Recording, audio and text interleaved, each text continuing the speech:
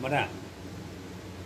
विपति पटिवाहे सब संपत्ति सीधिया सब दुख विनाशाय भवे निब्बाणं संतिके भन्ते अणुगहं कत्वा परिथ वृथं मंगलम द्वितीयंपि तृतीयंपि विपति पटिवाहे सब संपत्ति सीधिया सब दुख सब भय सब रोग विनाशाय भवे निब्बाणं संतिके भन्ते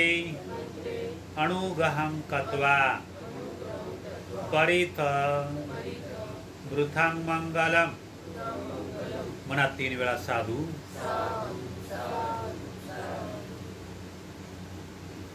समन्ता चक्रवालेषु अत्र गच्छन्तु देवता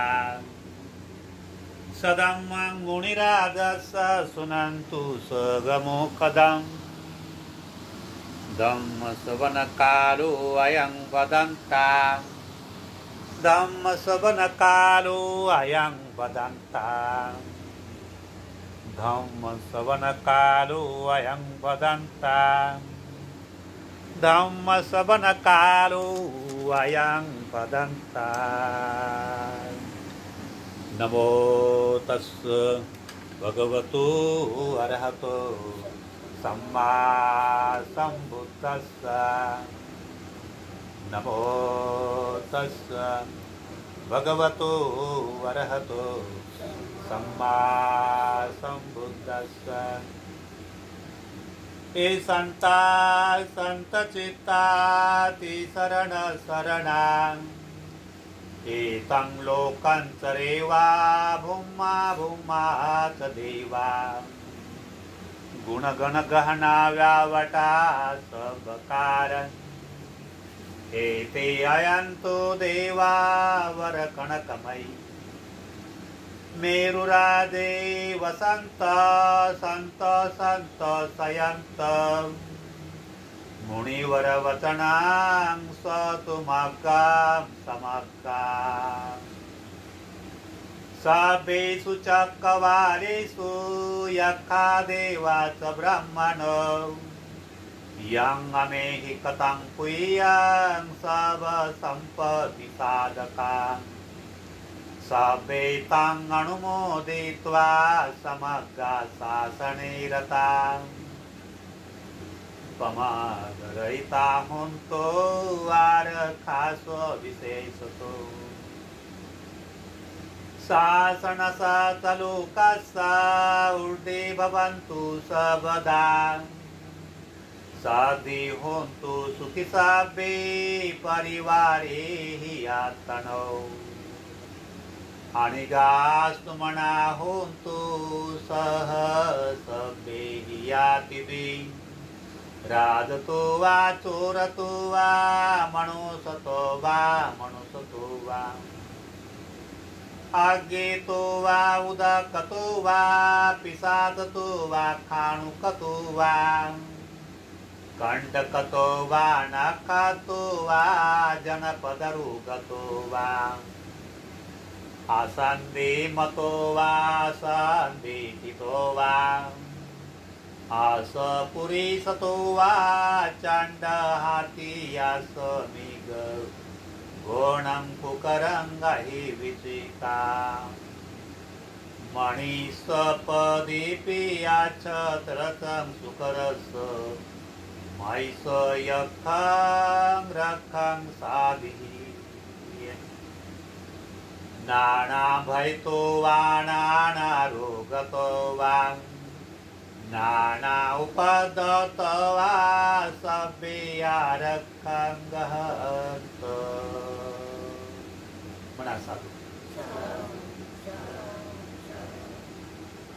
इतिपिषु भगवा अरहं सम्मा सम्बुद्ध विद्याचरण संपन्न सुगत लोकविदु अनुत्तरो पुरुष धम्म सारथि सता देव मनुष्यानं बुद्धो भगवाति बुद्धं जीवित पर्यन्तं शरणं गच्छामि एष बुद्धातीता च एष बुद्धानागता पशुपन्ना च हे बुद्धा अहं वन्दामि सर्वदा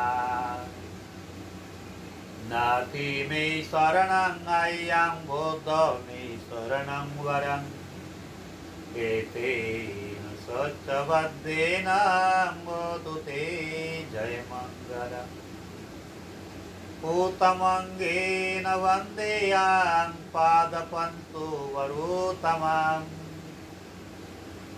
बुद्धेयो खरितो दश बुद्धो खमतु तम्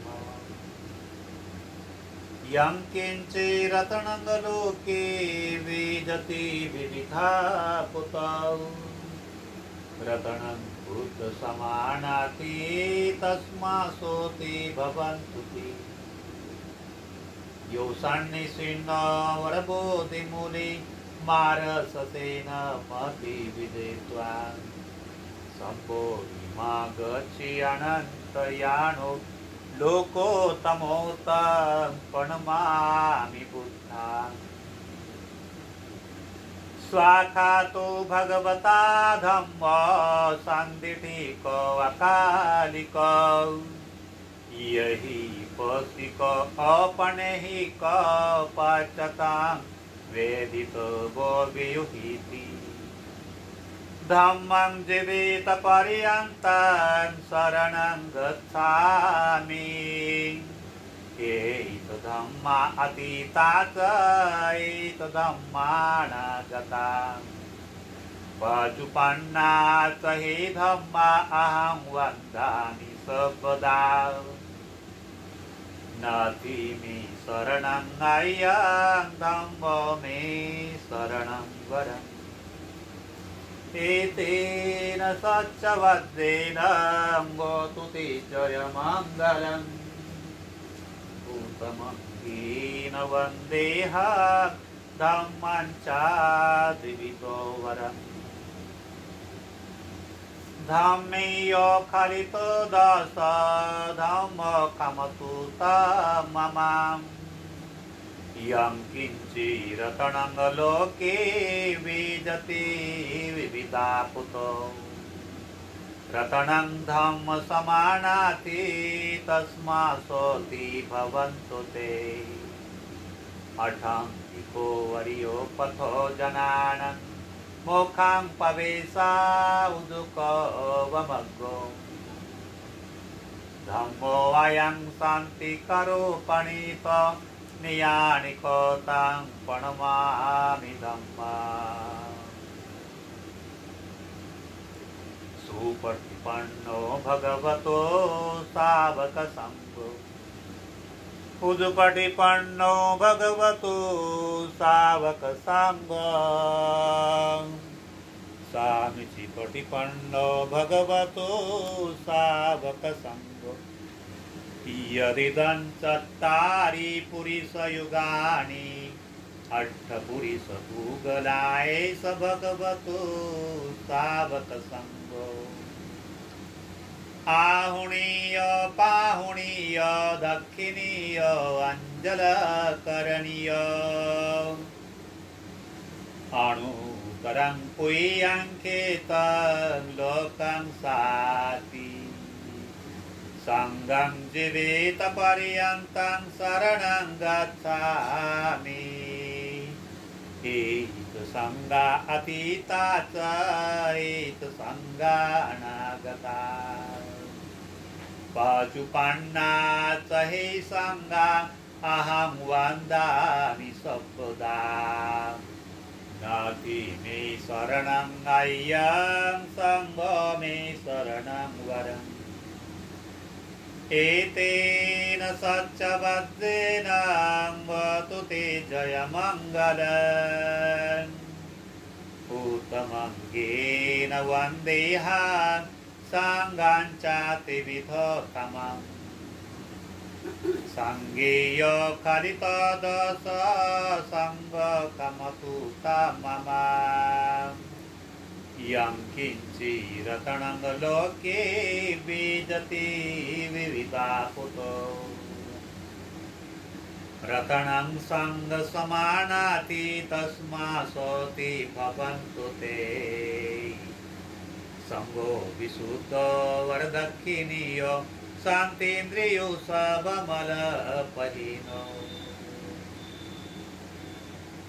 नमामि बुद्धं गुणसागरन्तं सत्ता सुधा होन्तु सुखी अविराट् कायो दिगुच्छो सकलो दुगन्धो गच्छन्ति साबे मरणग्रहञ्च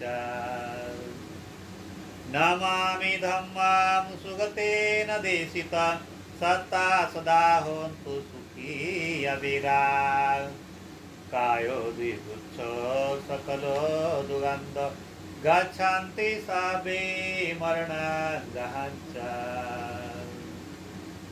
नमामि सङ्गं मुनिराज सावकं सत्ता सदा होन्तु सुखी अविराट् कायो दिगुच्छो सकलो दुगन्धो गच्छन्ति सर्वे मरणग्रहञ्च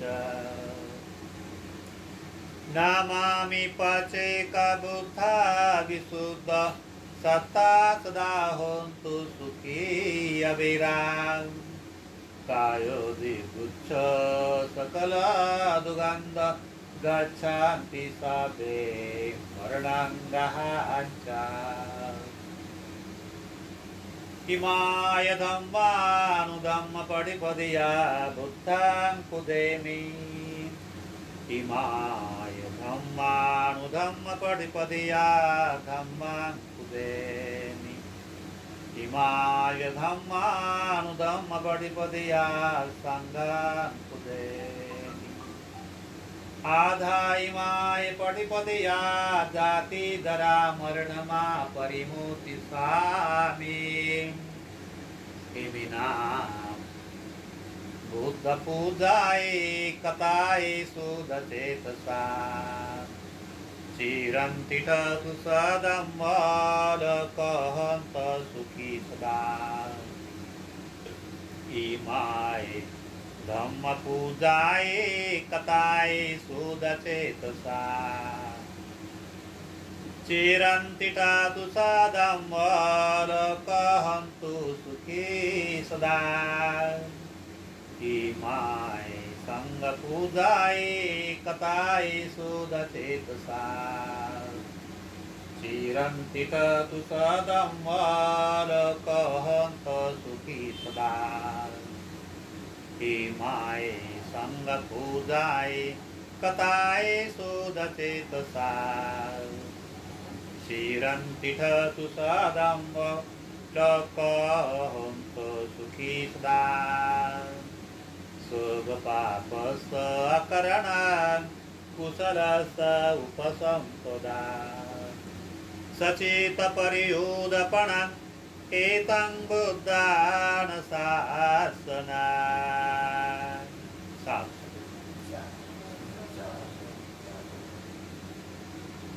यं मङ्गलं द्वादश हि चिन्तयेषु सदैवता सोतारं नाभिगच्छन्ति अटति सन्तमङ्गलम् देशे तं देवदेवेन सर्वपापविनाशनं सर्वलोकहितर्थाय मङ्गलं तं प्रणमामि एवं मे सूताङ्गेकं समयं भगवान् सावतीयं विहरति जेतवनी अनाथपिण्डिकसहरामि अतको अयन्तरा देवता अभिकन्ताय रतिया अविकंतवना केवल कपांजेतवनं गोबासे तुला हेन भगवा तेनुपसंकमी तुवा भगवन्तं अभिवादित्वा एकमन्तं अट्ठासि एकमन्तं हिताकोसान् देवता भगवन्तं गाथाय च भासि बहुदेवा मनुष्या च मङ्गलानि अचन्तयु अकङ्कमाना सुतानं ब्रूहि मङ्गलमुत्तमम्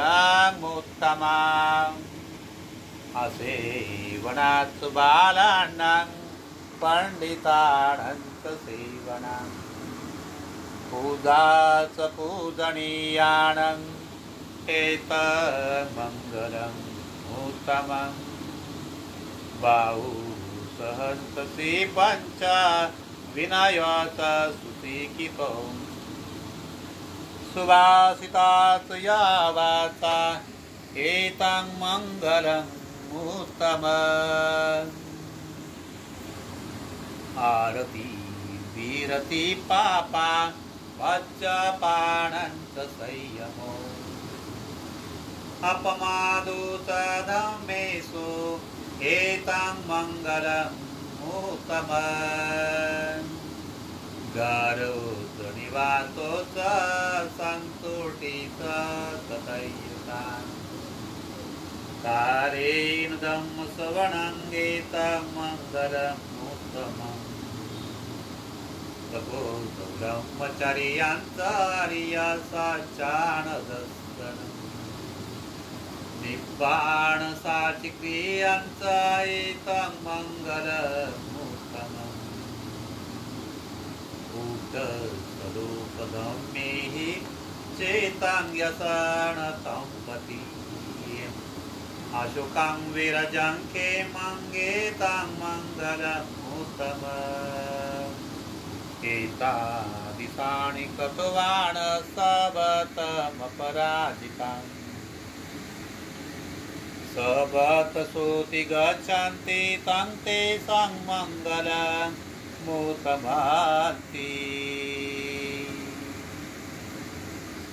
यानि भूतानि समागतानि पुमानि वायानि अनन्तरिति तथागतं देवमनोसपूजितं बुद्धं नमस्सामि सुगतिहन्तं यानि भूतानि समागतानि पुमानि वायानि अनन्तरिति तथागतं देवमनोसपूजितं संगं नमस्सामि सुगतिहन्तं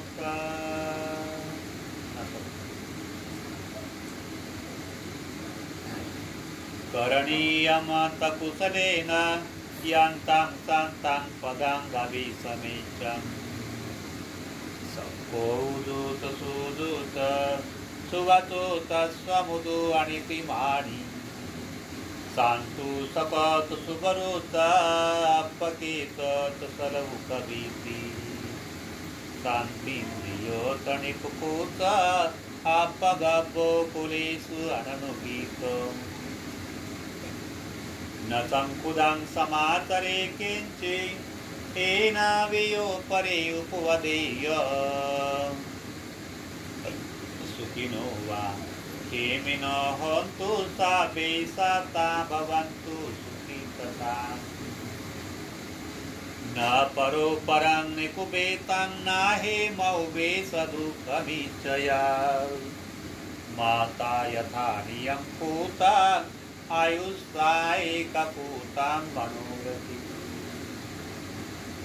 एवं स्वभूतेषु मानसंभवय परिमाणम् उदाङ्गदोषत्रियं च आत्मबाधं दविरङ्गसपथम् पीठं तरं निषिन्नो वा श्रियान्नो वा यावतस्य विगतमिद एतं सतेन्द्रदित्यं ब्रह्ममेतं विहारं विगमाहो दिठियन्ताणुपगम्यशीलवादसनेन सम्पन्नौ कामेषु विनयङ्गेदं न हि दातु गव्यसेयो पुनरिति।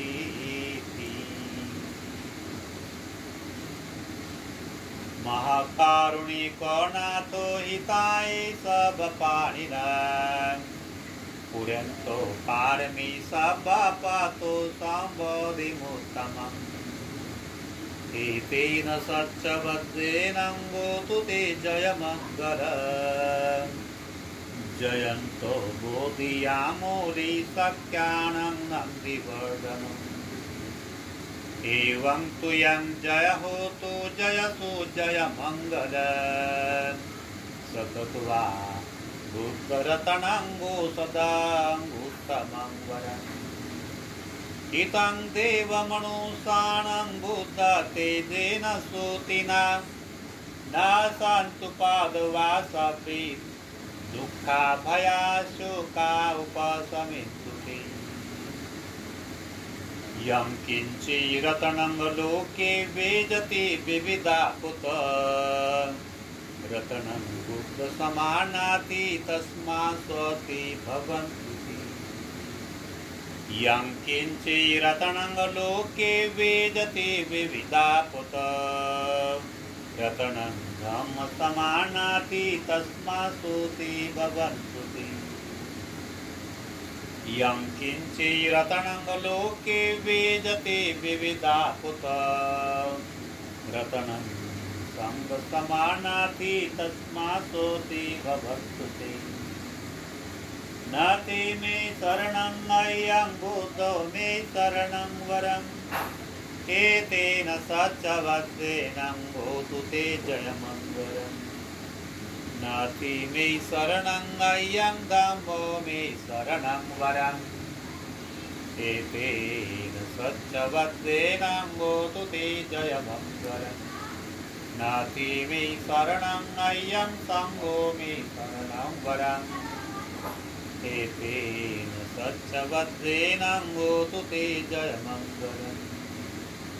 सभीतियो विभजन्तु सबरोगो विनाशतु मा ते भवन्तन्तरायो सुखी दीर्घायुको भवतु सर्वमङ्गलं रक्षन्तु सर्वदेवता सर्वभूतानुभावेन स्वस्ति भवन्तु ते।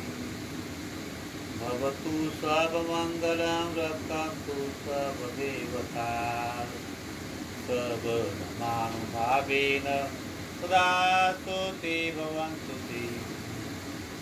भवतु सर्वमङ्गलं रक्षन्तु सर्वदेवता सर्वसङ्गानुभावेन सदा स्वस्ति भवन्तु ते।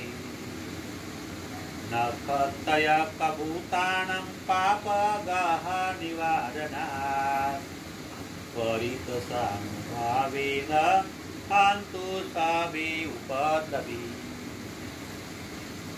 यं दोनिमितं अवमङ्गलं च युक्तामनापि सपुनसदो पापगहो दुःसुखिनां गतन्तां बुद्धानुभावेन विनाशमितो।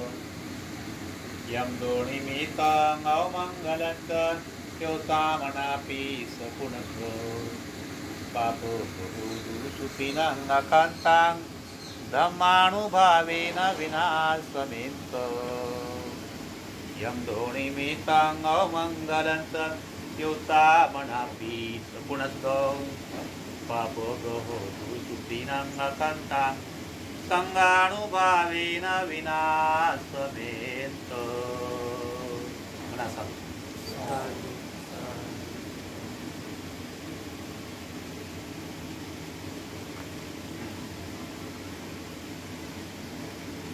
आज अपने काय नाव? तनुष्का पखाले। पप्पाचं काय नाव? तनुष्का संजय पखाले। मम्मीचं नाव? कुठे तुम्ही? हां, मम्मीचं नाव काय नाव? सरिता संजय पखाले यांची मुलगी तनुष्का पखाले या मुलीचा वाढदिवस आहे आणि तो वाढदिवस भगवान बुद्धाच्या धम्मानुसार अप्रमादाने होत असतो. म्हणून ती गाथा देखील बौद्ध धम्मामध्ये महत्त्वपूर्ण सांगितले भगवान बुद्धाने. काय म्हणतात भगवान बुद्ध? अपमादो अमत पदांग पमादो मच्चुनो पदांग अपमत्तानं मियंती ए पमात्था यथा मथा. या गाथेचा अर्थ काय होतो? अप्रमाद अमृत पद आहे, प्रमाद मृत्यूचं पद आहे. अप्रमादी माणसं मरण पावले असेल किंवा जिवंत असेल ते सदा सर्व काळ ते जिवंतच राहतात, ते कधीच मरत नसतात. आणि प्रमादी माणसं कधी जिवंत असूनही मेलेच असतात आणि मेले तर ते मेलेच राहतात, असं भगवान बुद्ध म्हणतात. असं का म्हटलं भगवान बुद्धाने? कारण अप्रमादी ज्या लोकांचे अप्रमादी संस्कार आहे, ज्यांचे प्रमादी संस्कार आहे, अप्रमादी लोकांचं महापुरुषांचा इतिहास टिकवण्यासाठी फार मोठं बलिदान असते, फार मोठं योगदान राहते आणि फार मोठा त्याग असतो, फार मोठी श्रद्धा असते आणि फार मोठा वीर्य म्हणजे उत्साह असतो आणि फार मोठी त्यांची स्मरण शक्ती असते, स्मृती असते आणि फार मोठी त्यांची समाधी म्हणजे कुशल चित्ताची एकाग्रता राहते आणि फार मोठी त्या लोकांची प्रज्ञा राहते. म्हणून भगवान बुद्ध म्हणतात जे अप्रमादी लोक असतात कधी 5 बलांच्या आधाराने जीवन जगतात. कोणते 5 बल? श्रद्धा, वीर्य, स्मृती, समाधी, प्रज्ञा. या 5 बलांच्या आधाराने ते जीवन जगत असतात. कोण लोक? अप्रमादी लोक. आणि म्हणून धम्मासाठी जगत असतात, बुद्धासाठी जगत असतात, भिक्खू संघासाठी जगतात आणि पुन्हा स्वतःसाठी जगतात. आत्मदीप भव, स्वयं प्रकाशित होण्यासाठी जगतात. म्हणून भगवान सम्यक संबुद्ध म्हणतात की जे स्वतःसाठी जगतात, सुंदर विचाराने जगतात, पण अप्रमादाने जगतात, तर ते लोक तर खरा इतिहास घडवतात आणि खऱ्या त्रिरत्नाला मनाभावापासून ते शरण आलेले असतात. ते महान असतात. ते खूप लोक भाग्यवान लोक असतात. ते फार मोठे महत्वाचे ते लोक भूमिका बजावत असतात. आणि जे प्रमादी लोक असतात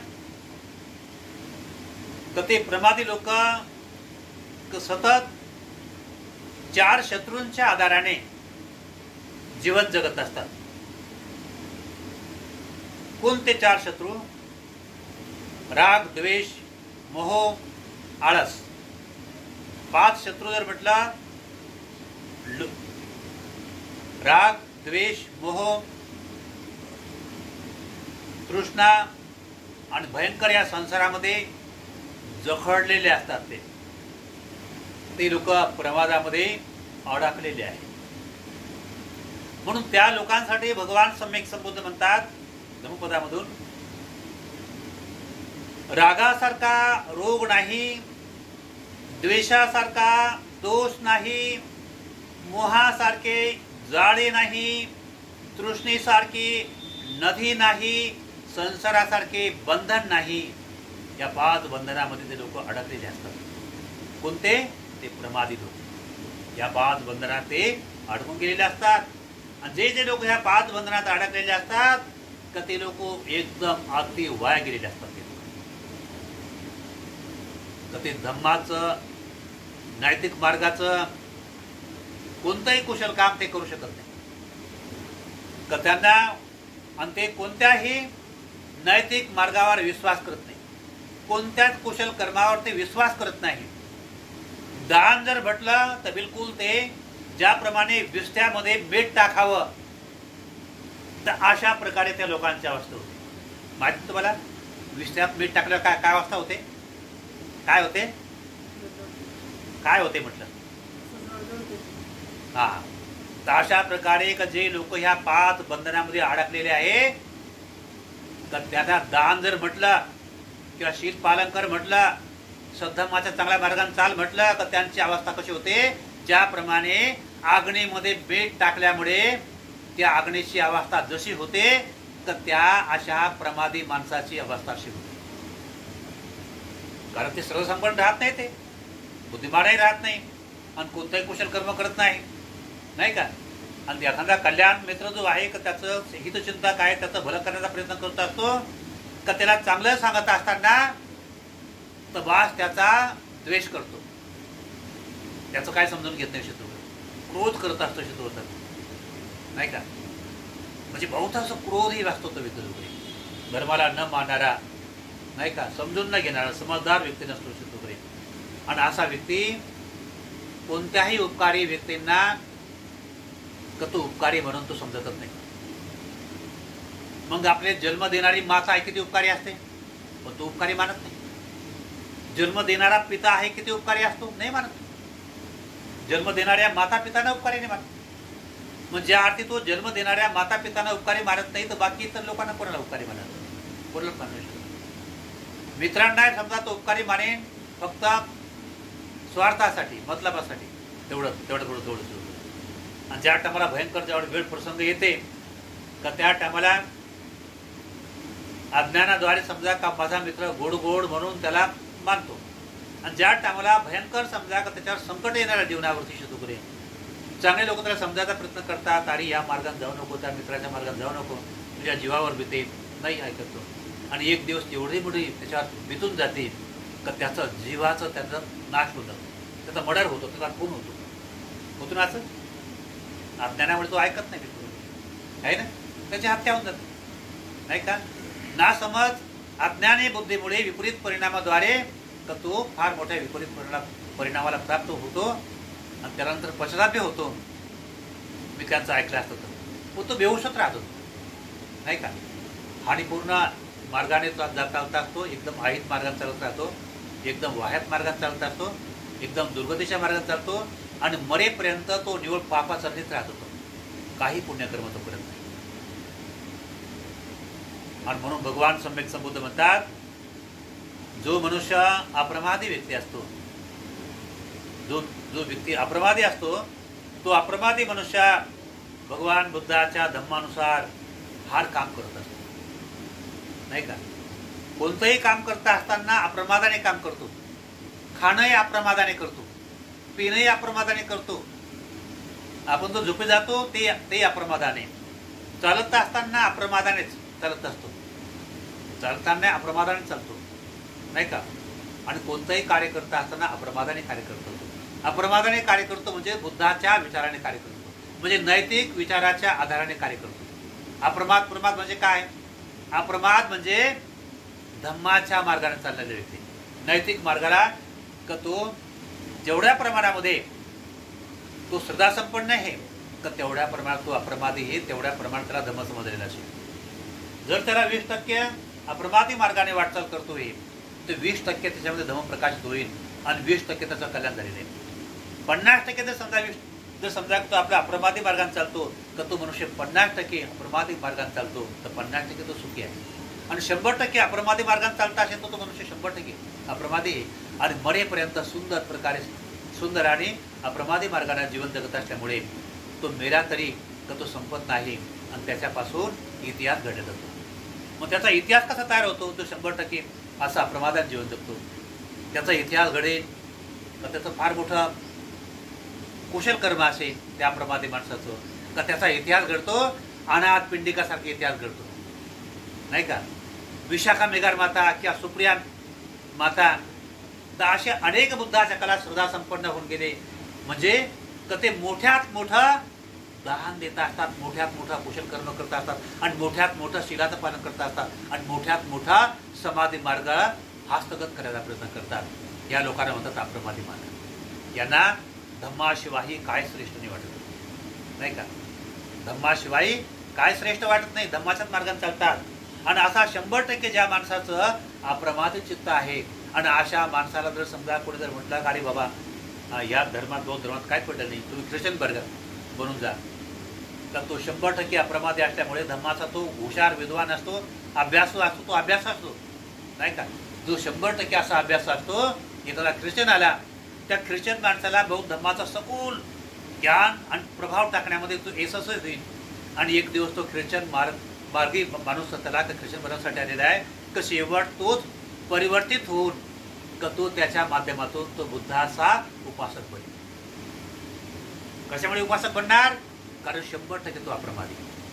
पण जर समजा का तो 100% जर समजा का तो प्रमादी असेल, 100% प्रमादी, 100%, आणि अशा 100% प्रमादी माणसाकडे एखादा कोणी ख्रिश्चन आला किंवा मुस्लिम आला, कोणी हिंदू आला आणि कोणी आला वगैरे, आणि बाबा या बौद्ध धर्मात काय पडलेलं आहे, अरे ख्रिश्चन धर्मात या, तुम्हाला बहुत काय पैसे भेटतील, तुम्हाला घर मिळेल, हे मिळेल, ते मिळेल, आणि येशू ख्रिस्त त्यांच्या शरीरात शिरतो, त्याचा रोग काढून फेकतो, हो का?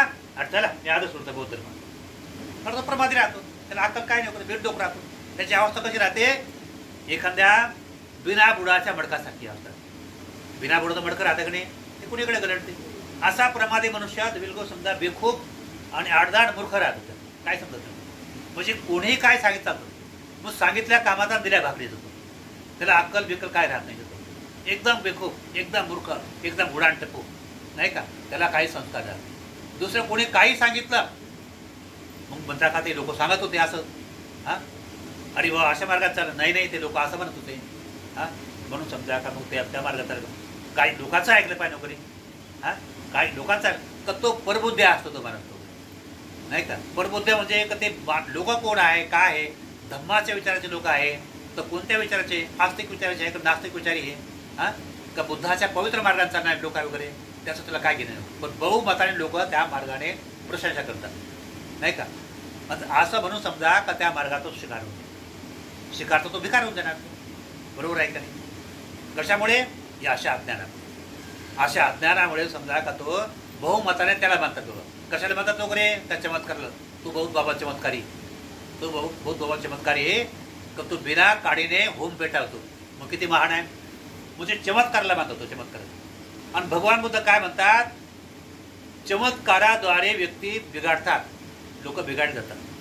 भगवान बुद्धाला चमत्कार अनेक प्रकारचे रिद्धिबल प्राप्त होतो, भगवान सम्यक संबुद्धाला अनेक रिद्धिबल प्राप्त होतं, पण भगवान सम्यक संबुद्धाने अनेक लोकांना रिद्धिबल दाखवलं, काही लोकांना मोजक्याच लोकांना दाखवले रिद्धिबल चमत्कार, पण असंख्य लोकांना दाखवलं नाही का? का दाखवलं नाही? याचं कारण लोक जास्तीत जास्त अज्ञानी पाखंडी मार्गाने वाटचाल करतील आणि सत्य धम्म ज्ञानापासून लोक वंचित होतील आणि अधोगतीला लागतील। हां का चमत्काराला श्रेष्ठ मानते वगैरे, हां त्याला ज्ञान धारणा असं कोण असतो काय वगैरे, कारण त्याला तो आग्नी तयार करतो हाताने। आता भगवान बुद्धाच्या काळामध्ये एक भिक्खू त्याला रिद्धिबल प्राप्त झालं होतं, एका भिक्षूला काय झालं, रिद्धिबल प्राप्त झालं, तर त्याला रिद्धिबल प्राप्त झालं असताना तो काय करायचा भिक्षू, म्हणजे कोणत्या ठिकाणी पाणी निर्माण करायचं, कोणत्या ठिकाणी अग्नी निर्माण करायचं, नाही का? तर अनेक असं ते चमत्काराद्वारे समजा लोक त्याच्याकडे प्रभावित झाले, त्या भिक्षूकडे खूप प्रभावित झाले, लोक त्याची एवढी मोठी पूजा करू लागले, त्याला लोक भरपूर प्रमाणामध्ये आस्था पुरस्कार देऊ लागले, आणि भरपूर त्या लोकांना तेल, तूप, मध, साखर, चिवरं फार मोठा ढीग लागला, लोक त्यांची प्रशंसा करू लागले, त्याचा जय जयकार लोक करू लागले, नाही का? त्याचे जय जयकार करू लागले। चांगल्या शीलवान सदाचारी विद्वान भिक्खूकडे लोकांचं लक्ष नाही, पण ह्या चमत्कारी भिक्खूकडे लोकांची रांग लागून गेली पूर्ण, नाही का? आणि तिकडे विद्वान भिक्खू, चांगले शीलवान भिक्षू, चांगले धम्मवान भिक्खू, चांगला लोक बोध करणारे, लोकांना काहीतरी खरं कल्याण प्राप्त होते, तिकडे लोकांनी पाठ फिरवलं, आणि त्या चमत्कारी लोकांकडं बाबा की जय, भिक्खू की जय, भिक्खू की जय होय, अशा प्रकारचं सुरू झालं। पण त्या काळामध्ये भगवान बुद्ध होते, त्या काळात भगवान सम्यक संबुद्ध होते, आणि बुद्धाला कडे समजा का काय भिक्खू लोक गेले, भगवान म्हणे कामक भिक्खू लोक रिद्धिबलाचा उपयोग करून तर अनेक लोक त्यांचे शिकार झाले म्हणे का, आणि त्याच्याकडे जाऊन राहिले, त्या भिक्खू की जय जयकार करत जाऊन राहिले वगैरे, तर त्यामुळे भगवान काय करावं, मग त्या भगवान बुद्ध तडक उठून जाऊन तर त्या भिक्खूकडे गेले, त्या भिक्खूकडे बोलवणार म्हणे का, मग ते भिक्षू लोक गेले, तथागत भगवान आपल्याला बोलवत आहे. मग तेव्हा तो भिक्षू आला आणि त्याला भगवान मग त्याच्याकडे गेले त्या व्यक्तीकडे. कारण त्या ठिकाणी भले अशा फार चिवराचा ढिगारात जमा झाला होता. अनेक अशा प्रकार त्या ठिकाणी वगैरे शहद तेल वगैरे खूप असं कामभोगी लोकांसारखं भयंकर वगैरे. तर त्या ठिकाणी समजा का तो भगवान बुद्ध तिथे गेले. भिक्षूंना आता बुद्ध गेले असताना लोकांचं लक्ष बुद्धाकडे नाही बिलकुल वगैरे, त्या भिक्खूकडे लक्ष वगैरे नाही का. भगवान बुद्ध जवळ आल्यानंतर तर त्या त्या लोकांची पकड कोणाकडे, त्या भिक्खूकडे. चमत्कार भिक्खू की जय होय. भगवान बुद्धाने पाहिलं, पण ते भगवान बुद्ध सम्यक संबुद्ध होते. तर तेव्हा भगवान बुद्ध त्या भिक्खूकडे गेले. त्या भिक्खूने भगवान बुद्धाला पाहिल्याबरोबर पटकन पाहिलं, तो चटपटला. मग त्याने भगवान बुद्धाला वंदन केलं. तर त्या ते लोक विचार करू लागले, आणि समजा काय एवढा हृदयवाद आणि हा त्या बुद्धाच्या समोर नतमस्तक होत आहे नाही का. लोक देखील आश्चर्यचकित झाले. मग त्या भगवान सम्यक संबोधाने त्याला म्हटलं, भिक्खू तू हे काय करत आहे. आणि याद्वारे लोक चमत्कारी मार्गाने वाटचाल करतात धर्मज्ञानापासून. सत्या जो धर्मज्ञान बहुजन हिता बहुजन सुखाय लोक कल्याणासाठी हे.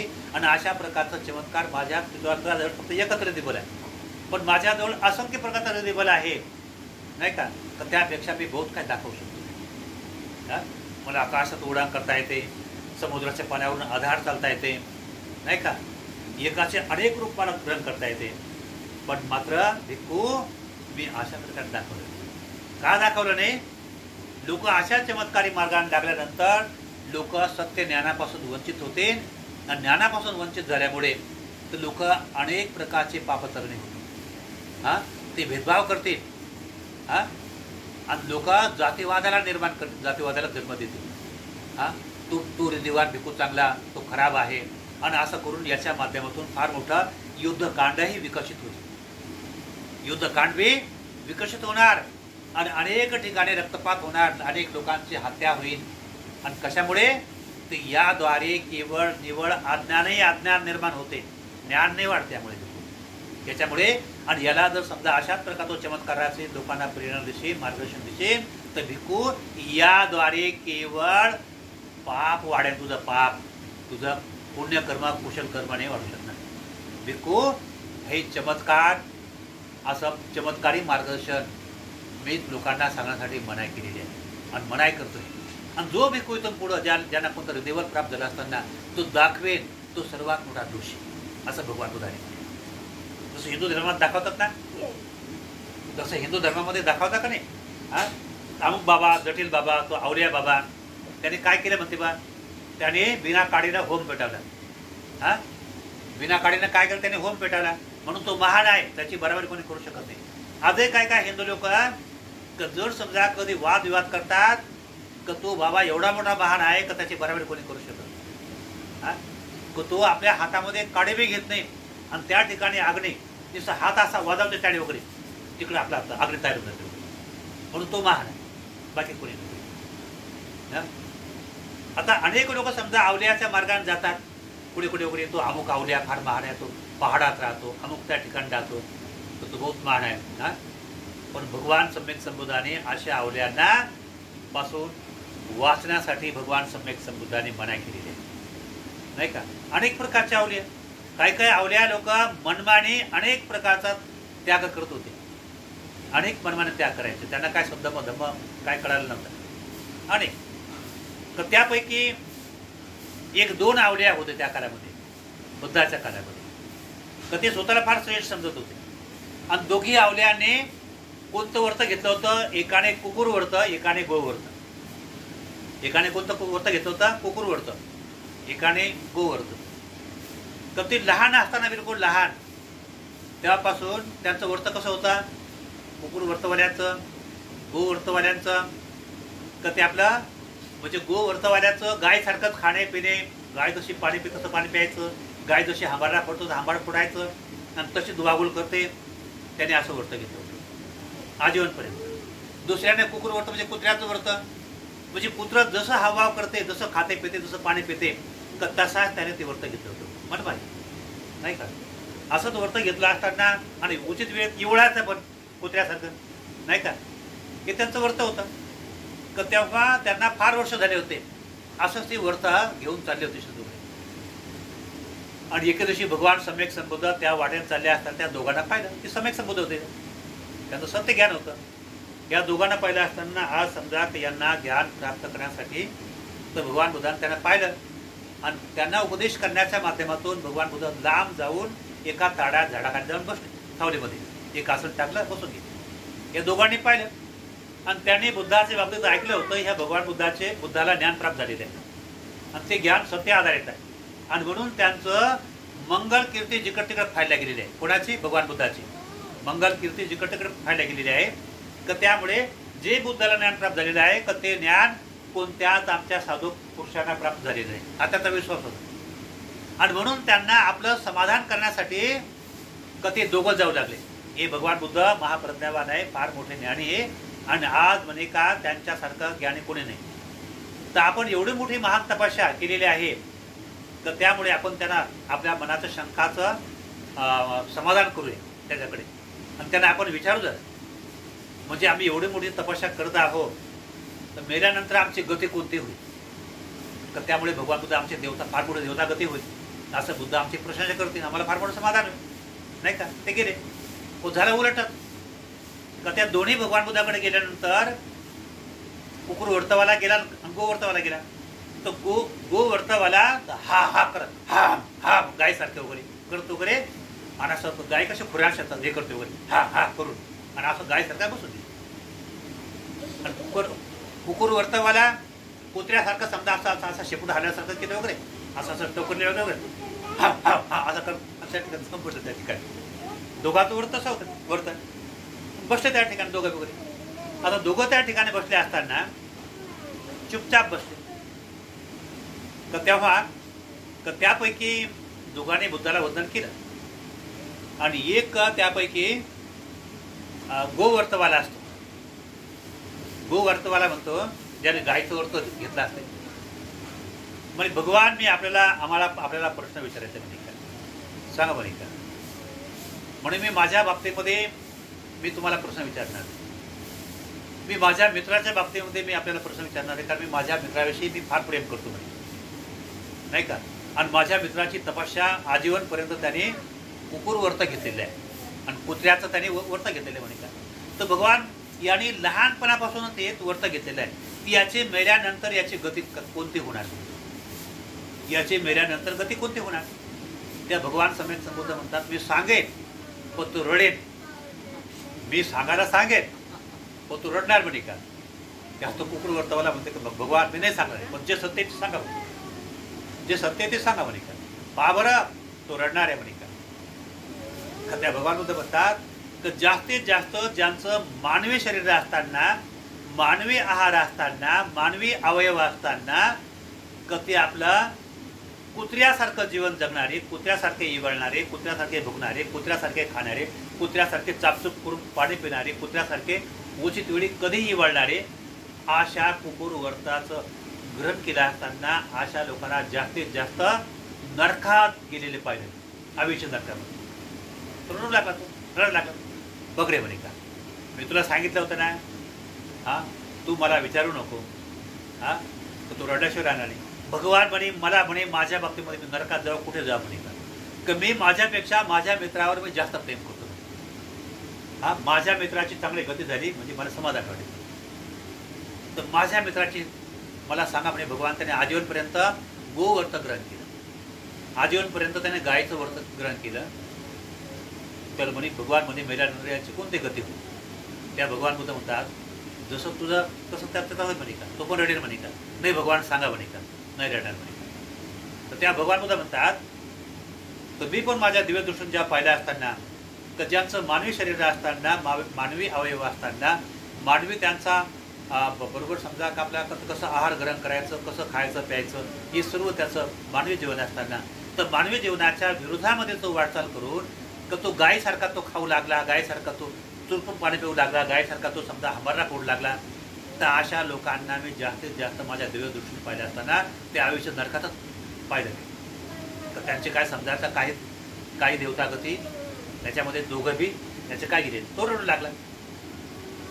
तर त्या भगवान बुद्ध म्हणतात बघ रे म्हणे तुला सांगितलं होतं का नाही, तू मला विचारू नको, तू रडल्याशिवाय राहणार नाही. तर भगवान म्हणे म्हणे आता आम्ही म्हणे का आता एवढं मोठं तपस्या केली तर आज म्हणे का आम्ही प्राऊंड अवस्थेत झालं म्हणे का, हा बालपणापासून किती वर्ष झाली म्हणे का एवढी मोठी तपस्या केली म्हणे का ते आता म्हणे आता ही असं फळाफळा भेटणार म्हणे का. तुम्हाला कोणी सांगितलं म्हणे का ही अशी तपस्या करायला, या अशा प्रकारे अधिष्ठान घ्यायसाठी. भगवान म्हणे आमच्या आहेत कोणी गुरु आम्हाला चांगले आमच्या लायकीत मिळाले नाही आणि आमच्या अनेक गुरुविषयी शंका कुशंका होते, आम्हाला कोणताही गुरु आम्हाला आवडला नाही, म्हणून आम्ही मनमाने समजा एक अंदाज केला, असं जर केलं त्यापासून देवता कधी फार मोठे देवता कधी प्राप्त होईल, मग आमची मनमान सुरू केलं म्हणजे का. मग त्या भगवान बुद्ध मग तो रडायला लागले, दोघं एकसारखे श्लोक करायला लागले. त्या भगवान बुद्ध म्हणतात आता एवढं तुमचं आता जर समजा इथून तुम्हाला काय सुधारायचं जर असेल ना तुम्ही मला सांगा, मी तुम्हाला मार्ग दाखवतो. ठीक आहे भगवान, मग तुम्हाला चांगल्या समजा मार्ग अवगत करायचा आहे, चांगल्या अवस्था प्राप्त करायची तर तुम्हाला हा मार्ग सोडावा लागेल. तुम्ही म्हणता सांग एवढी मोठी तपास झाली आमची, कसं सोडावं, ते व्यर्थ गेले, वाया गेलं. हा तर काय म्हणता भगवान बुद्धा, ती एवढ्या वर्षभर तपस्या केली असताना जर समजा थोडं जर समजा ते मी सांगितलं जो धर्म मार्ग आहे त्यातून थोड्यात जर समजा आचरण केलं असताना तर त्याच्यातून तुमचं परिवर्तन, मानसिक परिवर्तन होऊन तर तुमची दुर्गती होणार नाही. त्या दुर्गतीपासून तुम्ही वाचा, मुक्त व्हाल. ठीक आहे भगवान म्हणे असं आहे तर म्हणजे काय तर ज्यापासून नरक प्राप्त होते, दुर्गती प्राप्त होते, मग असा मार्गात राहून काय फायदा. मग त्यापासून त्याने समजा आपण मार्ग सोडला, ते त्या गायीच्या वर्तवाल्यानं सोडलं, त्या कुत्र्याच्या वर्तवाल्यानं सोडलं नाही का, गो वर्तवाल्याने सोडला आणि कुकुर वर्तवाल्याने सोडलं दोघांनी. आणि मग आता भगवान आता आम्ही तुमच्या मनाचं ऐकतो, आता आम्हाला म्हणे तुम्ही दीक्षा द्याल म्हणे का, दीक्षा देऊ शकता का. बिलकुल तुम्हाला दीक्षा देऊ शकतो. मग आता मुळात त्यागे होतेच ते लोक ते.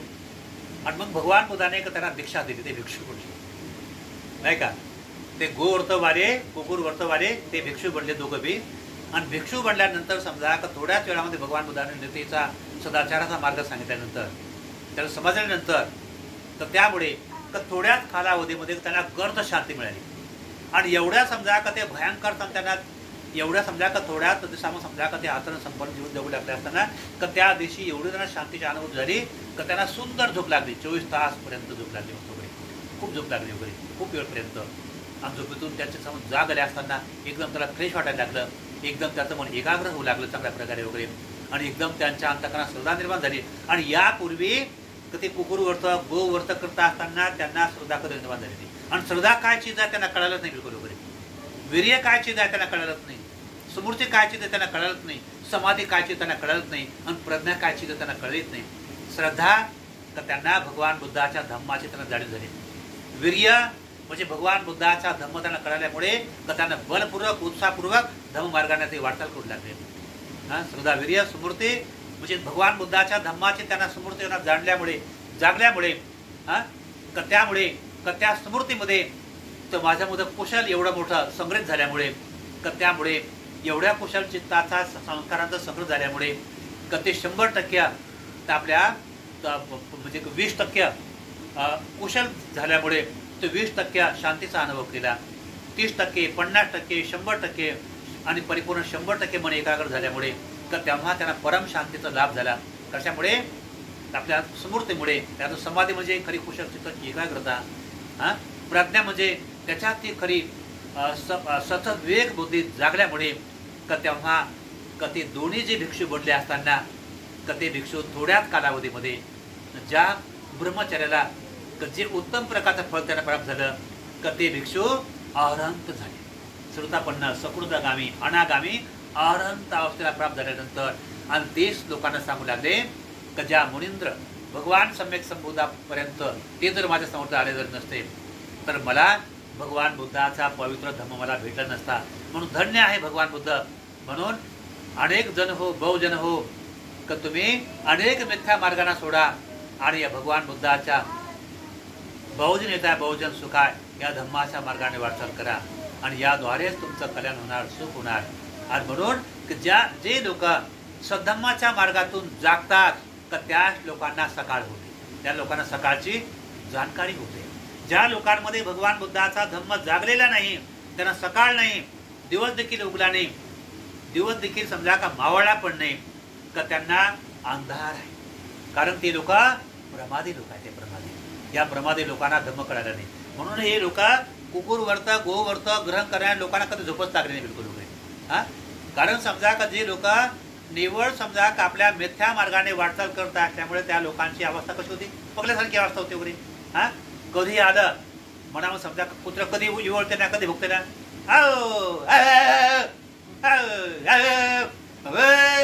कधी अशा प्रकारचे वगैरे संस्कार कुत्र असतात ते विषय तो करते. हा हा, ते गाय समजा तसं.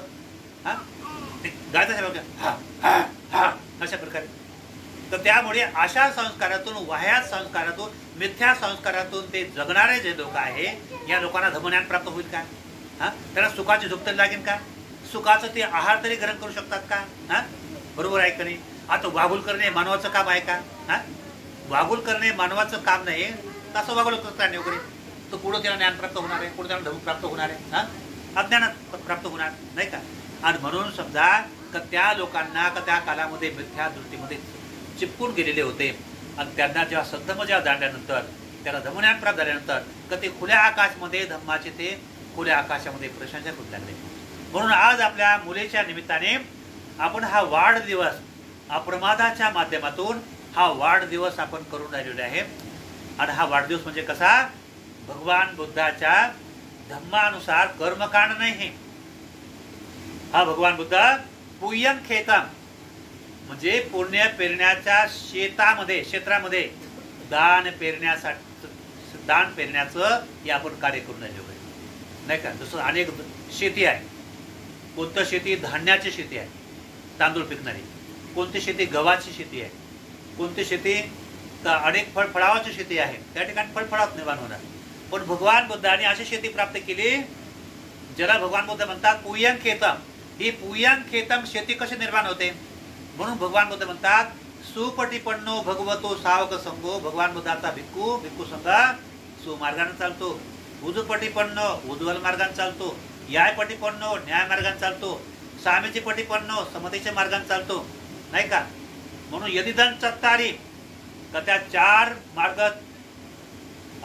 पुरुष युगाने, मग पुरुष युगाने म्हणजे चार पुद्गल अष्टपुरुष पोगला अष्टपुद्गल. अष्टपुद्गल म्हणजे श्रुतापद चार मार्ग चार पद, सुतापती मार्ग, सकृतगाय मार्ग, अनागाय मार्ग, अहरंत मार्ग. आणि चार फल कोणते, सकृतगामी फल, श्रुतपन्न फल, सकृतगाय फल, अनागाय फल, अहरंत फल. या दोन्ही मिळून त्याला अष्टपुरुष पोगला म्हटलेले आहे, अष्टपुद्गल. हा, म्हणून भगवान बुद्ध म्हणतात ते अष्टपुद्गल ज्याने युक्त प्राप्त केलं ते पुढे स्थापित होते या भिक्खू संघामध्ये निर्माण होते.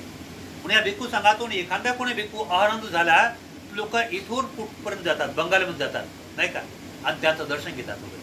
ही किती मोठं भाग्याची गोष्ट आहे वगैरे नाही का. म्हणून ज्यांना अहरंत पद प्राप्त झालेले आहे ते स्वतःला फार भाग्यवान समजतात.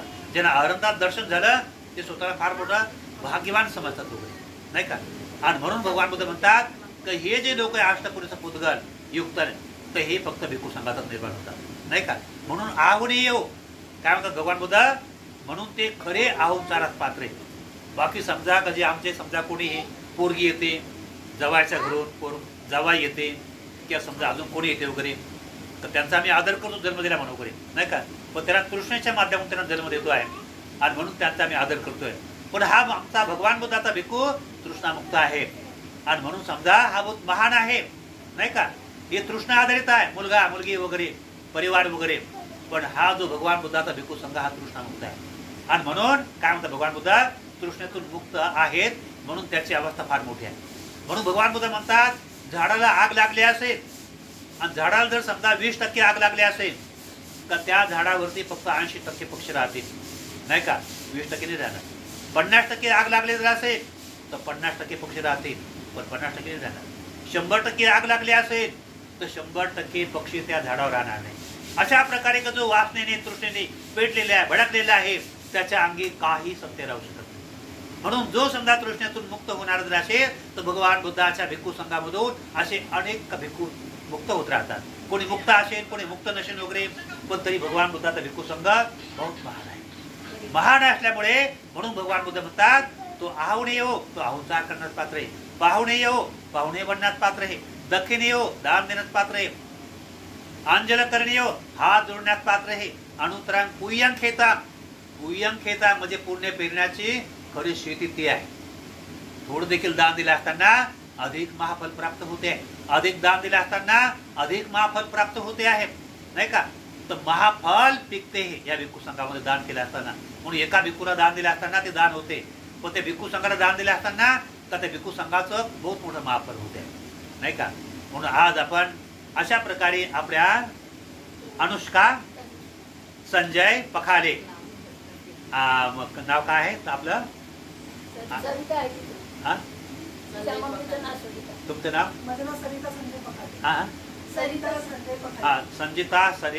संजिता संजय पखाले यांची मुलगी अनुष्का, हिच्या हिची मुलगी तनुष्का, हिच्या अप्रमादी वाढदिवस झाला पाहिजे. अप्रमादी म्हणजे कुशल वाढदिवस झाला पाहिजे वगैरे तिच्या जीवनामध्ये.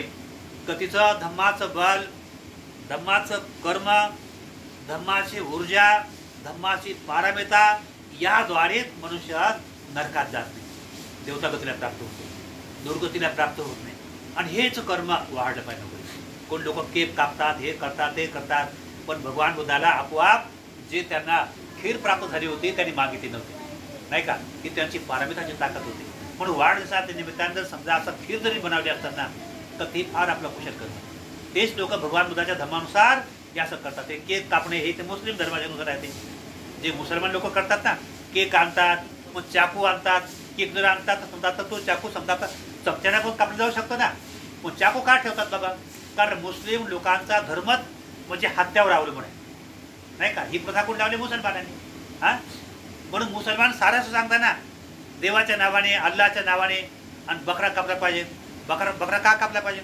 कारण अल्लाच्या नावाने तो कुर्बान करून आलेला होतो वगैरे. पण आल्या का कुर्बान देऊन वगैरे? नाही आला कुर्बान वगैरे, नाही का. आणि म्हणून मुसलमान लोक कोणत्या वाढदिवसाच्या निमित्ताने समजा का ते आपला केक आणतात, आता तो चमच्यानं काढला जाऊ शकते, एखाद्या पडेनं कापला जाऊ शकेल, कशाने कापला जाऊ वगैरे, मग ती तलवार कशाला पाहिजे त्या ठिकाणी वगैरे? कारण का ते हिंसेचं प्रतीक आहे. आता केक जर म्हटलं तर त्या ठिकाणी केकमध्ये काय राहते? अंडे त्या ठिकाणी आले, हा हिंसेचं प्रतीक वगैरे. म्हणून आम्ही बौद्ध लोक अहिंसकवादी, नाही का. भगवान बुद्धांना जे ज्ञान प्राप्त झालं तर केक खाऊन किंवा बकरा कोंबडा खाऊन जात. बकरा कोंबडा खाऊन झाला ज्ञान प्राप्त ना, काय खाऊन त्या ज्ञान प्राप्त झालं? खीर. आणि कोणी दिलं ते खीर? ते तिला मागितलं होतं त्या सुधाताला, तर तिच्या मनात ती भावना जागली होती. कशी जागली होती? का ते बुद्धाचंच परत ते कर्म होतं, म्हणजे बुद्ध बनणाऱ्या महापुरुषांचं. तिनं संकल्प केला होता लग्नाच्या पूर्वी मला सुंदर पती मिळायला पाहिजे, आणि मला चांगला सुंदर पती मिळाल्यानंतर सुंदर मला मुलगा झाला पाहिजे वगैरे. असं जर झालं आणि कोणाला नमस्कार ते नेग्रोज वृक्षाला. नेग्रोज वृक्ष राहतो म्हणजे नेग्रोज म्हणजे वडाचं झाड, त्याला आजपाल म्हणायचं. त्याला आजपाल का म्हणतात? आज म्हणजे पाली भाषातून त्याला बकरी म्हणतात. तर उन्हामध्ये तिथं सावली असायची, त्या ठिकाणी बकऱ्या बसवायची त्या झाडाकडे. त्या झाडाला नेग्रोजही म्हणतात. का नेग्रोज म्हणतात त्याला? कारण बऱ्याचशा लोकांमध्ये विश्वास होता, आयुर्वेदिक लोकांनी म्हटलेलं आहे या वडाच्या झाडाद्वारे समजा अनेक लोकांचं दुखणं कटते, दूर होते, आणि आयुर्वेदिक पॉवरफुल औषध बी आहे ते मस्त, नाही का, वडाचं झाड.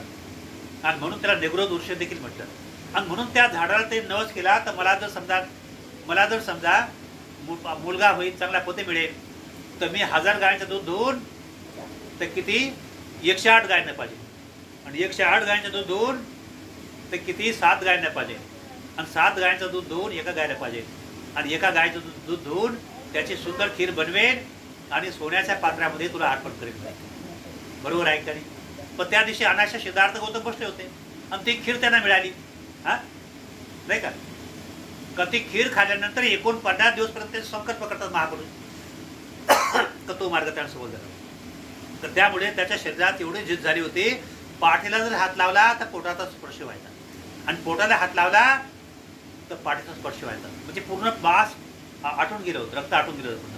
म्हणून त्यांना कितीतरी पॉवरफुल अन्नाची आवश्यकता होते, म्हणून अशा अन्नाची आवश्यकता होती, म्हणून त्यांची पारमिता होती, त्यांचं पुण्यकर्म होतं.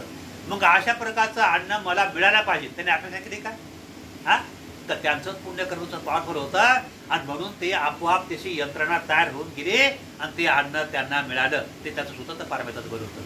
म्हणून सुधाताच्या माध्यमातून जेव्हा सुधाता घेऊन आली आणि म्हणते की वडाच्या झाडा मी त्या नावाने जे नवस केला होता तू डोळे उघड, मला माहिती आहे तू वडाचं झाड आहे पण माणसाचं रूप धारण करून या ठिकाणी बसलाय म्हणते. हा, तू माणसाचं रूप धारण करून या ठिकाणी बसलाय का? त्या दुसऱ्याला तिसरा आणि कडा म्हणत गेला का? त्या ते सिद्धार्थ गौतम म्हणतात, ते माता तर मी काय वडाचं झाड नाही, मी शुद्धून राजाचा पुत्र सिद्धार्थ गौतम ज्ञान प्राप्त करण्यासाठी तुम्ही आलेले आहे. पण माता तू जशा प्रकारची खिरीची प्रशंसा केलेली आहे अशा खिरीची मला आवश्यकता आहे. आणि मी ज्ञान प्राप्त करण्यासाठी, बुद्धत्व प्राप्त करण्यासाठी अशा खिरीची मला आवश्यकता जरी असेल, पण मी कधी खीर ग्रहण नाही करू शकत तू झाडाच्या नावाने. कारण मला ज्ञान प्राप्त करायचं आहे, मला बुद्धत्व प्राप्त करायचं आहे.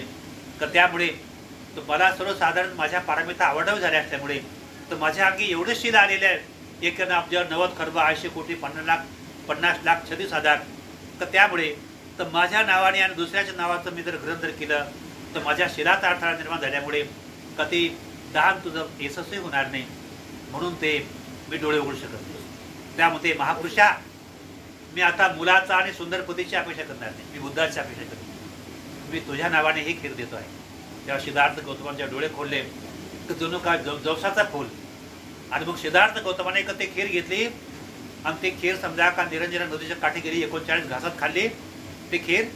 आणि 39 घासात ते खीर ग्रहण केल्यानंतर आणि त्या निरंजना नदीमध्ये म्हणतो, मला जर ज्ञान जर प्राप्त होणार तर असे हे पात्र प्रवाहाच्या विरोधामध्ये वाहू दे, आणि नसन जर ज्ञान प्राप्त होणार प्रवाहाच्या दिशेने वाहू दे. पण ते खरोखर ते पात्र प्रवाहाच्या दिशेने उलट धारेनं व्हायला. म्हणून त्यांना असं निदान वाटलं आता मला निश्चितच बुद्ध बना. म्हणून ठामपणे त्यांनी काय केलं, निसर्गाने माझं समर्थन केलेलं आहे, आता मला बिलकुल बुद्धत्व प्राप्त होणार आहे. आणि ही खीर एवढी मोठी पॉवरफुल आहे की माझ्या शरीरात जीव धरून ठेवेल. आणि म्हणून कोणता त्यांचा मिथ्या दृष्टी नव्हता त्यांना, नाही का? तर त्यांना निसर्गाने माझं सत्कार केला, स्वागत केला. आता ही खीर खाल्यानंतर ज्ञान प्राप्त होणारच आहे 100%. आणि म्हणून त्याने ते खीर टाकले आणि त्याने समजा एका द्रोण नावाच्या ब्राह्मण त्यांना 8 मोठे गवत दिलं होतं. त्याचं समजा आसन भरून त्या ठिकाणी बसले 49 दिवसपर्यंत. आणि ती खीर त्यांच्या पोटामध्ये आधार म्हणून राहिली होती, पॉवरफुल होती ना, टिकली. आणि म्हणून पाहता पाहता त्यांना बुद्धत्व ज्ञानाची प्राप्ती झाली, ज्ञान प्राप्त झालं. आणि ज्ञान प्राप्त झाल्यानंतर का बहुजन हिताय, बहुजन सुखाय, लोक कल्याणकारी लोकांमध्ये त्यांनी धम्मदेशना दिली. त्यांनी बरोबर आहे की नाही? लोकांमध्ये धम्मदेशना दिली. तर तेव्हा हा सद्धम्म आहे. तर अशा प्रकारचा नाही का हा सद्धम्म भगवान बुद्धाद्वारे तर त्या सुद्धाताचं जे अप्रमादी कर्म जागल्यानंतर का तेव्हा आपला पती परमप्रिय जरी असताना पण पतीपेक्षाही बुद्ध हा सर्वश्रेष्ठ आहे. कारण बुद्धामध्ये बहुजन हिता, बहुजन सुखाय, लोक कल्याणाचं कल्याण करण्याचं मार्गदर्शन आहे. म्हणून त्यांनी भगवान बुद्धाची पहिली ती उपासका झाली होती. कोण झाली ती पहिली उपासिका? सुजाता. आणि म्हणून तर त्या सिद्धार्थ गौतमाने तर त्या सुजाताची खीर ग्रहण केली होती. तर त्यांच्या स्वतःच्या पुण्य पारमिताचं प्रतीक रूपाचं प्रतीक म्हणून ती खीर होती. आणि म्हणून ती खीर कोणी ग्रहण केली? सिद्धार्थ गौतमाने. बुद्ध होते का? ते बुद्ध नव्हते. होते का बुद्ध? नव्हते. मग ती खीर त्याने ग्रहण केल्यानंतर 49 दिवसपर्यंत त्या उरवल्या ठिकाणी पिंपळाच्या झाडाखाली बसल्यानंतर आणि मग त्यांनी समजा चतुर्थ ध्यान, पंचम ध्यान, द्वितीय ध्यान, तृतीय ध्यान, चतुर्थ ध्यान, पंचम ध्यान आणि त्यानंतर समजा आपला का अनेक ध्यानातून गेल्यानंतर तर त्यांनी बुद्धत्वाची ज्ञानाची प्राप्ती केली. आणि ते सम्यक संबुद्ध बनल्यानंतर तर तेव्हा ती याला कारणीभूत सुजाताची खीर. आणि त्या खिरीच्या माध्यमातून का आता त्याला सिद्धार्थ गौतम नसून तर ते भगवान सम्यक संबुद्ध बनले, नाही का? सिद्धार्थ गौतम नसून ते भगवान सम्यक संबुद्ध बनले. मग भगवान काय? भग म्हणजे राग आहे, भग म्हणजे द्वेष आहे, भग म्हणजे मोह आहे, नाही का? भग म्हणजे अनेक तृष्णा भग आहे. त्याला वाण म्हणजे वासना. या सर्व तृष्णेपासून ते मुक्त झाले. म्हणून त्यांना भगवान बुद्ध झाले. कोण झाले ते? भगवान बुद्ध. आणि त्याला प्रेरणादायी त्यांना काय मिळाले? कोणतं कशापासून प्रेरणा मिळाली? त्यांना या खीरीपासून प्रेरणा मिळाली. म्हणून जर समजा आपला वाढदिवस आहे मग या दिवशी आपण केक ठेवायचा का खीर ठेवायची? काय ठेवायचं? केक काढा मस्त, कापा ना मस्त. मुसलमानचं अनुकरण करायला, मुसलमान लोक सगळं असं अनुकरण करायचं, नाही का? करायला का असं? केकच्या ऐवजी बकरा चालायचं. मग केकच्या ऐवजी बकरा चालायचं, कापायचं. करते तसं का पाहिजे का चिरा? कारण मुसलमानाला गोष्टी चालतात. हा बरोबर आहे का ते? हा आणि म्हणून जर समजा आपण जर आज ओरिजिनल बौद्ध आहोत, आपण जर समजा ओरिजिनल बौद्ध आहोत, तर तो बौद्ध व्यक्ती तर समजा मुस्लिम धर्माचं कधी बी तो समजा अनुकरण नाही करणार, बुद्धाचं अनुकरण करेल. म्हणून ज्या दिवशी वाढदिवस आहे तर तो वाढदिवस आम्हाला प्रमादान नाही करायचा, अप्रमादान करायचा. मुसलमान मनुष्य जो वाढदिवस करतो प्रमादाने करतो का अप्रमादाने करतो? कशाने करतो? मुसलमान व्यक्ती हा प्रमादाने करतो, हिंसा करतो ना. हा हिंसा करतो कोणी? हा हत्या करतो कोणी? हा मुसलमान जो वाढदिवस करतो प्रमादाने वाढदिवस करतो आणि बौद्ध व्यक्ती जो आहे अप्रमादाने वाढदिवस करतो. मग आपला जो आपला वाढदिवस करायचा अप्रमादाने करायचा का प्रमादाने करायचा? कशाने करायचा? बोल जोरात. हा का प्रमादाने करायचा? हा म्हणूनच तेव्हा भगवान बुद्ध म्हणतात अपमादो अमत पदम पमादो मचन पदम अपमत्तानंग मियंती हे पमात आहे. अप्रमाद अमृत पद आहे, प्रमाद मृत्यूचं पद आहे. अप्रमादी माणसं मरण जरी पावले असेल तरी ते जिवंत असतात आणि प्रमादी माणसं जिवंत असेल तरी मेलेले आहे. अप्रमादी माणसं तो जिवंत असेल का मेला असेल का जिवंत तो जिवंतच आहे. आणि प्रमादी मनुष्य तो जिवंत आहे का मेला आहे का तर तो मेलाच आहे, नाही का?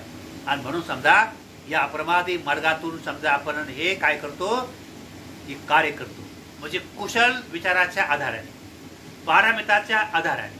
या निमित्ताने बौद्ध भिक्खूंना जे जे आवश्यक आहे त्या त्या वस्तू, भोजन दान आहे, ज्या ज्या संदर्भात त्या चिवर दान आहे, अष्ट पुरस्कार आहे, हे दान देण्याची भावना मनामध्ये सद्भावना जागावणे, याला म्हणतात अप्रमादी कर्म.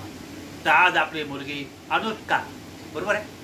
हा तनुष्का सरिता संजय पखाले यांची मुलगी तनुष्का, हिच्या वाढदिवसानिमित्ताने तर हे परित्राण करण्यात आलेले आहे.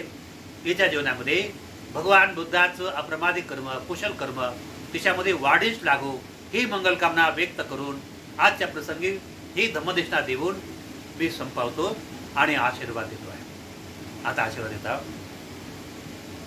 दुःख पत्ताच नि दुःखा, भय पत्ताच नि भया, सुख पत्ताच नि सुखा, हुंतु सबेपि पाणिनो. एतावताच अम्मेहि संवतं पुय्यं संपदं, सब्बे दिवानुमोदन्तु सब संपत्ति सिद्धिया. दानं ददन्तु सदाय शीलं रक्षन्तु सर्वदा, भावना वीरता हुन्तु गच्छन्तु देवता गता. सबे बुधा बलपताप च काणञ्च यं बलम्, अर्हन्तानञ्च तेजेन रक्षं वन्दामि सर्वश. आकाशटाच भूमट्टा देवानागा महेन्द्रिका, पुय्यं तं अनुमोदित्वा चिरं रक्षन्तु शासनम्. आकाशटाच भूमट्टा देवानागा महेन्द्रिका, पुय्यं तं अनुमोदित्वा चिरं रक्षन्तु देशनम्. आकाशटाच भूमट्टा देवानागा महेन्द्रिका, पुय्यं तं अनुमोदित्वा चिरं रक्षन्तु त्वां परन्ति. सभीतिय विभजन्तु सबरोग विनाशतो, माते भवन्तन्तराय सुखे देखायुको भवम्.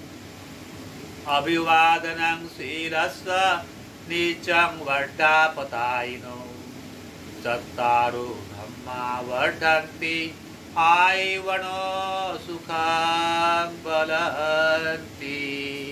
म्हणा साधू साधू साधू म्हणून 3दा वंदन करा.